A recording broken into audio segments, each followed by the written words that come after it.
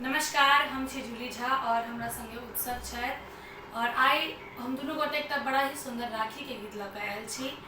आदरणीय मैथिली प्रशांत जी की सुंदर संरचना। आई मैथिली गंगा यूट्यूब चैनल से गीत रिलीज भेल है। काल्हि रक्षाबंधन छै। आओ ई गीत हम दुनू गोटे आज संगे सुनाबी। बड़ा सुंदर ई गीत है। नीक लागे तो शेयर करबे, लाइक करबे, कमेंट करबे। आओ सुनाबी ई सुंदर सन राखी के गीत।